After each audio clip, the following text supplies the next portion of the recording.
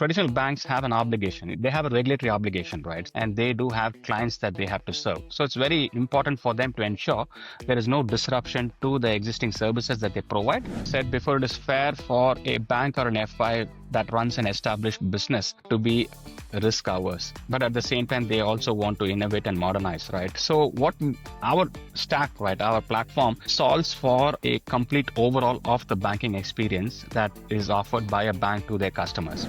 We need to carry the domain empathy. So everybody needs to think like a banker in different functions. And as we build solutions, we are aware that this is something that will relate to a frontline.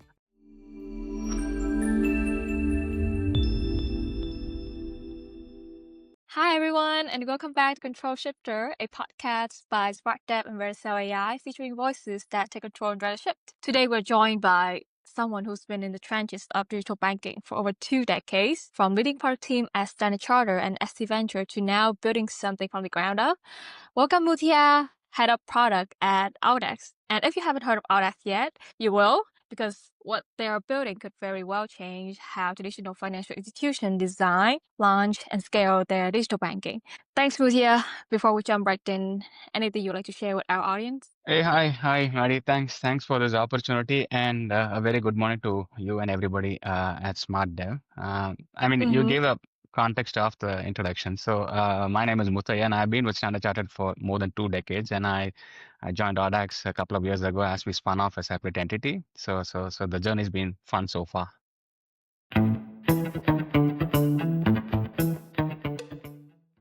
Let's start at the heart of it. What is audax? And what problem are you solving that traditional fintech firm or core banking system haven't cracked yet? So audax is about solving a problem that banks have struggled with for years. So how to modernize and scale, and at the same time at speed. So typically these are the problems that the incumbent or the traditional banks have been facing. And audax, the solution that audax has is sort of a plug and play cloud native digital banking platform that will allow banks and financial institutions to actually solve that problem. We are based out of Singapore, and we are headquartered in Singapore, and we have teams sitting across Australia, Vietnam, Singapore, India, and Poland. Coming to your second part of the question, right? So what are the problems that we're trying to solve? Typically, the core banking solution provider would require the existing core to be completely replaced or ripped off. And on the other extreme, there are these fintechs which actually provide sort of a narrow point solution. So these are the two extremes that are available as typical solutions in the market. And audax, we are quite different. So what we solve for is the missing middle ground. So we are able to acknowledge and appreciate the investments that the banks and FIs have made over the past to build their core, and at the same time provide them with the ability for them to actually transform and modernize without having to compromise on the existing core. And how we do that is quite interesting. So we have something called a dual core integration approach.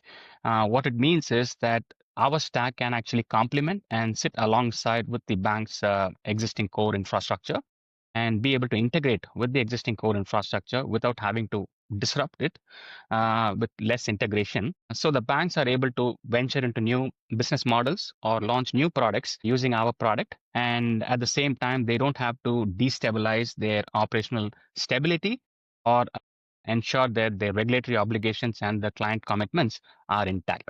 So that's what we do at audax. And the last bit I just want to emphasize is that we don't do just one thing. So we don't just solve only for digital transformation. The solution that we have actually allows or enables digital transformation depending on the pain point that a bank has, but also enable new business opportunities. So banking as a service is something that is sort of out of the box, out of our solution. We could solve for embedded finance use cases as well. So a bank or a financial institution would have the optionality to choose between digital transformation or venturing a banking as a service business model or embedded finance by partnering with external partners. So that's what audax does and the problems that we solve. I believe nowadays speed and flexibility are considered as non-negotiable. So banks need to be adapt to new things and also improving their user experience, especially in emerging market where banks or financial institutions don't have a luxury 12 months to product a new product anymore, right? So I know if you lived from the inside, you've led servicing APIs and embedded finance at SC Ventures and other firms as well, which means you've been felt the friction point firsthand when working with this firm. So I'm curious is that what did you take from that experience into the early product NDA, DNA, sorry, the early product NDA at audax? All right. Okay. Okay. So that's an interesting question, right? So I've personally spent more than 2 decades, like you in your opening note, with Standard Chartered Bank, and I'm not alone in Mm-hmm. audax. I mean, there's a lot of us in audax who actually spent a large part of our careers working for a traditional bank, multinational bank, regional banks. So Yep. all of us sort of relate the same. We sort of resonate the same that the banks are quite rigid when it comes to the systems that they have. And it fair, or it's quite possible because these systems were implemented a decade or two ago, and it was a different landscape back then. But now with a lot of these advancements and changes in the way we do banking, I think it's difficult for the banks to quickly adapt to a change. So that's something that we sort of realized. I personally realized that in Standard Chartered Bank that the systems are quite rigid, and to make a change, Mm-hmm. it's risky, it's expensive, and it's a Yep. long developmental cycle. So that was something that we took away as a important aspect as we built audax, right? So what we have built audax in terms of the fundamentals are to be modular, to be flexible, and to be able to adapt to changing circumstances or environments. So that's something that we have deeply rooted it into our DNA as we started to build the audax product. Mm-hmm. And like you said, we started off the audax, the whole business, when we were sitting within Standard Chartered. So AC Nexus was something that we launched as a first implementation in Standard Chartered Bank, and this was something that we delivered into Indonesia. And what we learned collectively as we launched AC Nexus was what does it take for a banking as a service, an enterprise grade banking as a service product would require. And what it requires is a robust scalability, a compliance grade architecture, and a seamless integration into internal and external third party systems. Because the banks, like I said before, have a number of systems which are core systems which have existed for a very long time. And there are external integrations which also require the bank to actually integrate with. So again, that's something that we have considered very seriously, and we've solved for how we will be able to easily integrate with these systems to run the banking operations. So that's basically what are the key learnings, I would say, or what we carry forward from Standard Chartered Nexus and Standard Chartered Bank as we started off in the audax journey. Yep. It's interesting that your team and you also seen both sides across the journey, right? From the internal limitation of legacy infrastructure, and now you step into kind of a startup, right? And you have more freedom to reimagine things from scratch. But of course, you gotta build a product for banks. So regulation and compliance has always have to be a part of foundation. But I believe now you have more room to push innovation things that might take a firm like SC take years to approve, and now you can act on it much faster. Then when we're talking about audax, let's move beyond the buzzword. I would like to get into the actual structure that make it, as you said, robust, scalable, and real. So you've lived across multiple markets, as you said, also with Indonesia as well. So each region has their own rules, own regulation, customer behavior, even onboarding expectations. So can you walk us through the architecture behind audax and how does it enable API first, while label digital banking across very differentiated market? All right. So like you rightly said, Maddie, so when we started off audax, I think we started off on a clean slate. I mean, we did solve for a problem for Standard Chartered Bank to modernize their offering or the banking in Indonesia. But Mm-hmm. having said that, we still started off on a clean slate. So what we were very conscious and we got it right was that our platform is multi-market aware. So we are cognizant and aware that the platform has to be multi-market. And what I mean by multi-market is that it is multi-tenant and it is also aware of the individual regulations or let's say KYC integrations or the local compliance requirements for each of the markets. So for a bank or an FI to actually take on the to implement the audax solution, what they will get is a multi-market, multi-tenanted solution with which they can actually expand their banking businesses across different geographies. And also, more importantly, using the new business models, they will be able to partner with e-commerce or other platform players to be able to launch their banking services. So that's Yep. something that has actually gone in deep into what we built. And how we've done that is basically through a configuration first approach, right?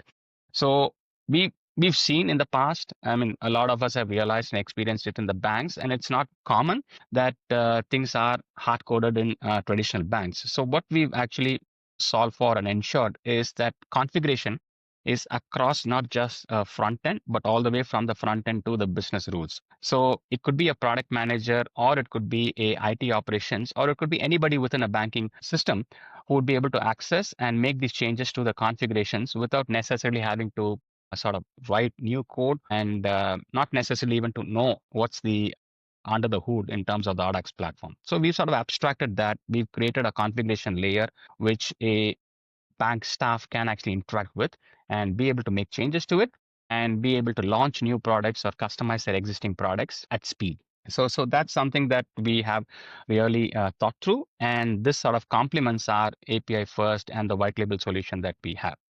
And lastly, the integrations are not going to go away, right? So there are existing incumbent banks or legacy banks which have a number of systems that are internally within a bank as well as externally.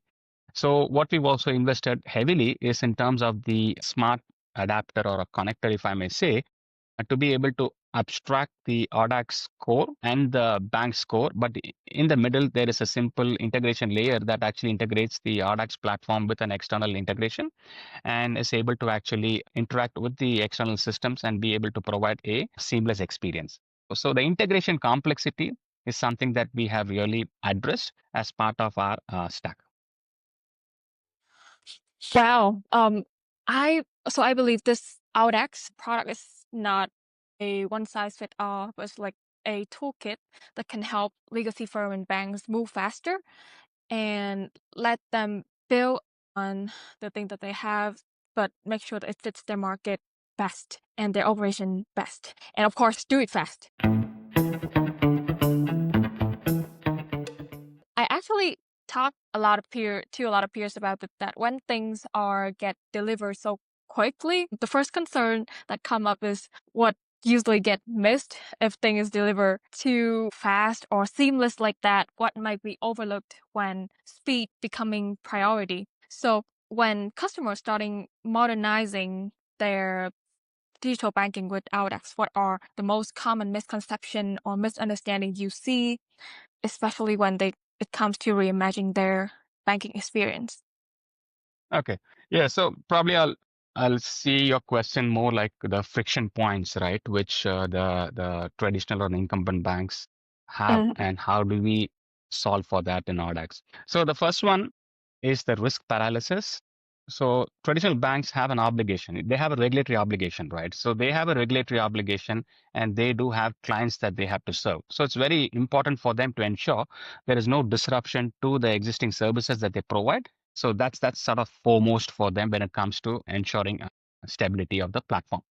So how we solve for in Audax is basically, like I said before, the dual core integration approach. So what it really means is the traditional business, the traditional side of the offerings to the end customers and the obligation to the regulator remain intact through the existing core that the bank already has. And with our Audax stack, there can be a parallel core that will run and be able to launch these new products or business models. So it doesn't really impact the existing business, and the investments are intact and no disruption to it. Whereas the new implementation or the new core will allow the banks to actually get a quick feedback or realize in terms of what are the improvements that they probably want to make and launch these products effectively to the customers. So that's something that we are able to. The risk paralysis is something that is quite obvious, and that's something that we are able to manage. Yeah. The second one, like I mentioned, is also the integration complexity. I don't want to go into the detail of the integration complexity, but because I just mentioned before, but the long story short is that we have a very proven model in which we can actually abstract or simplify the integration challenges that the typical traditional or incumbent bank has with the smart connectors and the adapters that we have, and solve for the integration internally as well as externally. And lastly, it's to your point, speed versus stability, right? So Mm-hmm. banks definitely do not want to remain as it is, because banks have realized it is important for them to reinvent. It is important for them to realize that they would probably be non-existent if they were to continue just to be as a service provider. So the banks have realized, and they've acknowledged that they need to move forward. But at the same time, how do you ensure things are stable, right? So that's where our configuration capability comes in. So we have a comprehensive configuration capability which has a user interface to it, and we have multiple access controls. So to your point, there is access control to what actually a staff of the bank can do when it comes to configuring a variety of these things on the platform. We have make a checker control. So there's a complete audit of the changes that are done by a staff of the bank. So we are able to use this configuration capability as a mitigant to the concern that a bank typically has when it comes to solving the speed versus stability dilemma. Mm-hmm. So Okay. what I would probably want to summarize that is, so innovation doesn't mean instability, right? So we can solve for the stability concerns, and at the same time, banks are able to innovate and move forward. Mm-hmm. Yep. So I think that's on about the execution side. But what about the mindset side? Because when we're talking about legacy, it's not just old code, it's not just old system, but also about old slow processes, old mindset, approval changes, really, hierarchical. This leads me to the point that, do you think the mindset barrier is still a barrier in this kind of market? Are you seeing it frequently, or do you always see this as a barrier? Or Yep. I mean, it is fair, right? So, like I said before, it is fair for a bank or an FI that runs an established business to be risk averse. But at the same time, they also want to innovate and modernize, right? So, our stack, right, our platform solves for a complete overall of the banking experience that is offered by a bank to their customers. But having said that, it is also something that we built on a modular architecture. So, what I mean by mm-hmm. that is we have different modules. Let's take origination, or let's take party management, or IAM, or products or payments or risk, right? So each of these are individual commercial modules that we actually have as part of our stack. And all of these come together to actually provide a wholesome banking experience. So it is possible, again, for a bank based on their risk appetite to not necessarily overhaul the entire banking experience in one go, because it's probably also risky, right? So they could choose to solve for the biggest problem that they have. Maybe origination is a problem that they have, right? They probably don't have the best in class origination solution for them to onboard new customers around the clock. So that's something that we are able to deliver as a standalone module, and that can actually complement and sit with the existing core and be able to originate customers, open the accounts in the core, and continue with the servicing of the customers through that existing platform. So we have a sort of a modular architecture, like I said before, which put together a wholesome banking experience that we are able to deliver. So depending on the risk appetite of the bank, they could try Mm-hmm. something small, and then as they realize or get success out of it, they can actually expand beyond a single module and replace the larger core. Yep, I see. So there's a lot of use cases and a lot of way to leverage the product that audax bring. And I believe all the takes, the way that you approach the current barrier and challenges in legacy firm and financial institution nowadays is very valuable for our audience as well, since maybe I would say, according to what we've seen, 35% of them are in financial services. So, yep. Thanks again for bringing such real and practical things from a product perspective to the table. since you're not just solving for today's banking problem, you're also building for what's coming up next, right? Let's shift gears and look ahead a bit. So where do you see the next wave of product innovation coming from in this industry and in the emerging regions? All right. So, a couple of things come to my mind, right? And especially Asia as a region is something that we are focusing alongside Middle East. And both these are emerging markets. There are emerging markets within these geographies. And what we see as one of the big things that will continue, which actually has started off, but it will continue and grow big, is the embedded finance revolution. So we've seen embedded finance in different shapes and forms. So we've seen across the region, specifically in Asia, we've seen Grab as an example that does driver financing, instant driver financing. We have Tokopedia as an example in Indonesia, which actually provides working capital solutions for the SME merchants within their platform. And we also have VNPay, right, in Vietnam, powered by the VP Pay bank, which actually embeds the payments capabilities into social commerce. So these are just very few examples that we have, but there's plenty of these examples that will come and that exist. So the embedded finance revolution is something that is here to stay, and that actually will define the way people typically would bank. So the next bank that you may use doesn't necessarily have to look like a bank. It doesn't have to be the brick and mortar bank that you always interacted with, but it could be these platform players who would actually provide you with banking services. And you would still need a bank at the back to power this. And that's something that audax has solved for. And the second one, which I see, which again is something that audax is working on now, is the Islamic Fintech 2.0, I would say.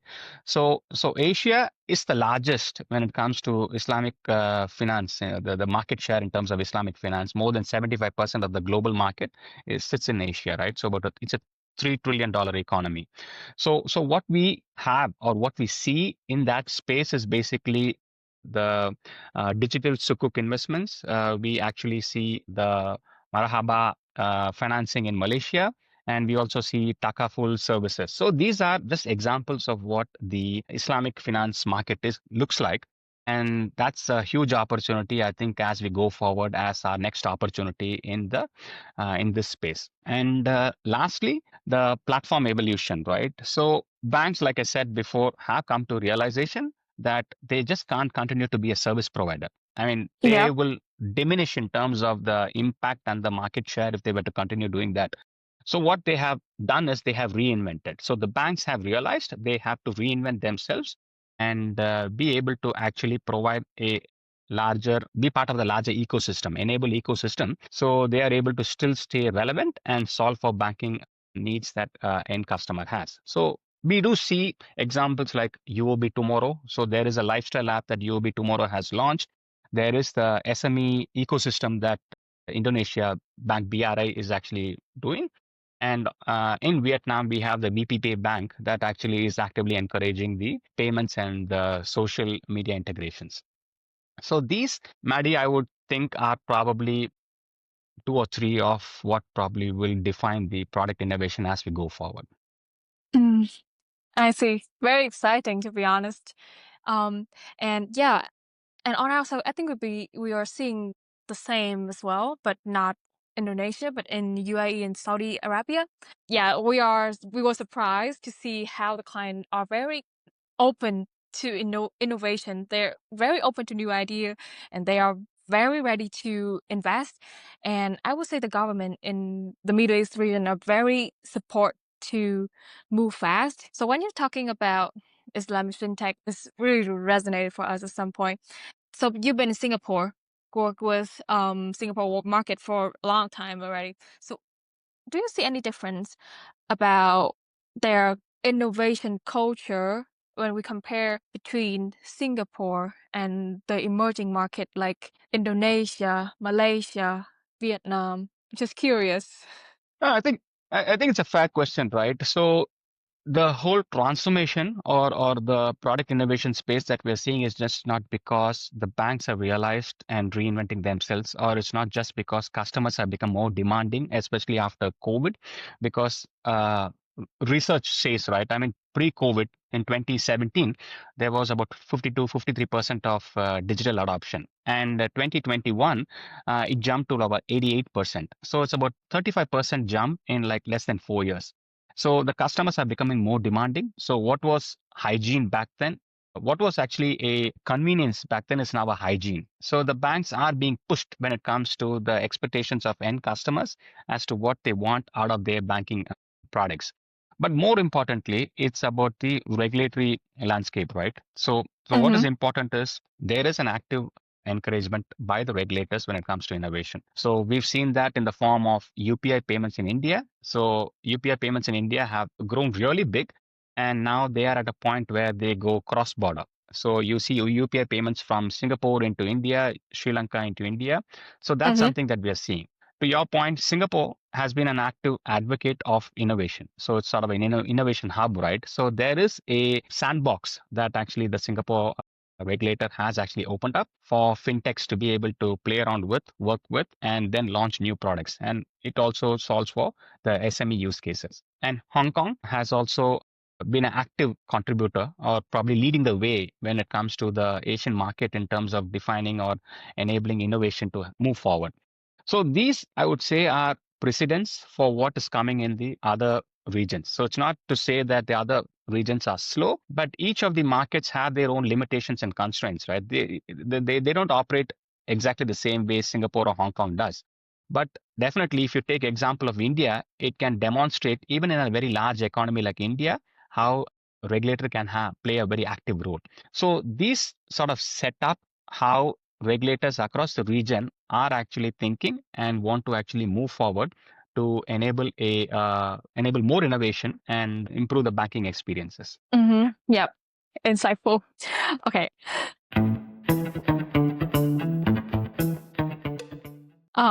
That's some quick overview about how the market is going on and your vision in the financial service industry in the future. Let's talk about the philosophy that stick you throughout this career. You've led product team across different business units. So what is your leadership approach now at Audax to build a team that ship, scale, and stay aligned with purpose? All right. I would definitely relate it to my personal career, right? So the way I would put is the sort of the real edge isn't being the smartest. It's actually being the most adaptable. So that's sort of a philosophy that I've always kept close to my heart. So it doesn't have to be that somebody has to always be the smartest, but as things have evolved, right, over the last 20, 25 years, I've had the opportunity within Standard Chartered Bank to adapt myself, reinvent myself at different stages of my career. And I've done that in technology roles. I've done that in product management roles. I've done that in channel management roles. So what I want to highlight is that it is important that someone carries the domain empathy. So especially in audax, as we are building this product, right? What we want to ensure is we need to carry the domain empathy. So everybody needs to think like a banker in different functions. And as we build solutions, we are aware that this is something that will relate to a frontline. This is something that will be relatable to IT operations. This will be something that will be relatable to a product management team member. So the domain empathy is something that must be on the top, I would say. And then I would say quality first, because again at audax it's something that we really sort of live and breathe that. So we ensure that the quality is not something with a particular team, but it is across the, so whether it's an engineer or whether it's a product owner or whether it is a QA or anybody from the organization are cognizant that it is a quality product that we want to ship to our clients, and we have it as part of our BAU to test the product that we are releasing and make it a quality delivery at the end of the day. And the last point, like I said before, is the adaptive talent, right? So it's important to reskill and reinvent. When I started my career, the whole internet banking was so different, and things evolved. And we had mobile banking. We moved away from mobile banking to API banking, and now we have embedded finance and all of that. So the opportunity has been there, and it is important for someone to reinvent and adapt as they have these opportunities on the table, so that they remain relevant to the organization. So that's fairly important. I love that. To be honest, from the whole conversation, like 31 minutes I have the conversation with you, I can tell how ambitious and how in love you are with your product, I could tell. Like, you talk with with that energy, the kind of energy that I believe in my product. This is from the product I've been working for to solve all the pain point and across all of my careers, and I really love that kind of energy from you, to be honest. Okay, just a thought. Let's close with some tough love. What at stake for banks if they don't act fast enough? Okay, so I'll probably put it nicely. So there is a realization among the banks that they need Mm-hmm. to stay relevant for Mm-hmm. them to remain in the business, right? So they don't lose a market share. I'm not saying that all the banks are not thinking of that, but if I have to say what are the risks, just calling them out, obviously is the relevance risk. So it is important for the banks to remain relevant. It doesn't necessarily mean that the banking business has to be done the way it is done now. But like I said before, the next bank that you interact with doesn't necessarily have to be the way a traditional bank is. It could be embedded into a super app. So it's important for the banks to realize what are the new business models or opportunities that they have and be part of that journey so that they still remain relevant. The Mm-hmm. second one is the revenue risk. So, as a consequence, or what probably will be a fallout of not being relevant is the revenue side of it, right? So the banks will start losing revenue if they do not actually understand what is actually the end customer need. So there are fintechs and there are credit institutions that are providing loans to customers already. So we already see that the banks don't do that anymore. And they provide a much more enhanced experience when it comes to online instant loan dispersals, which banks still find it as a challenge. So it's obvious that the revenue side of it will diminish for banks if they were to ignore these sort of developments across the board. And lastly is the talent risk. So it is important for the banks to have the best talent for them to run the business.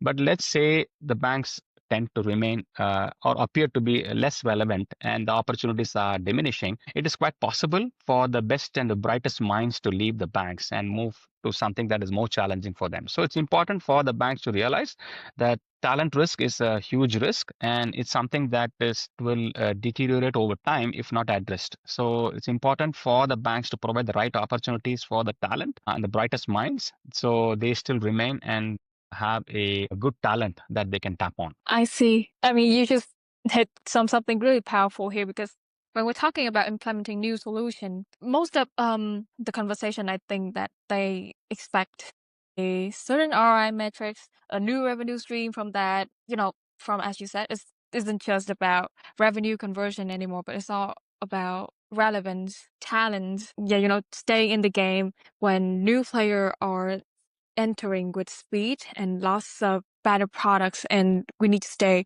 adapt and relevant as well.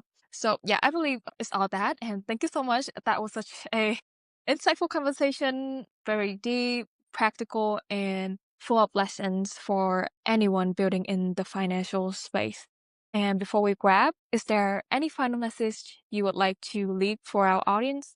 Maybe for leader navigating legacy, for builders looking to drive meaningful change in the sector? Yeah, I think it sort of relates back to the leadership philosophy part that you Okay. mentioned, right? So I would relate it to more from my experiences. So I think it's important as an individual to stay relevant and reinvent oneself as they go forward. So it's not things are not going to remain constant, whether it is a banking financial services or as an individual, right? So it's important for someone to ensure that they remain relevant and what is required for them to upskill and that sort of will help you to move forward and be relevant and adaptable to the changing surroundings.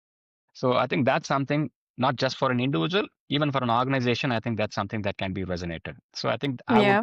say that's probably the one that I will close off with as a comment. Okay. So that's a wrap. Okay, guys. So this is Control Shifter with Muthiah. Thanks for tuning in, and we'll see you in the next episode.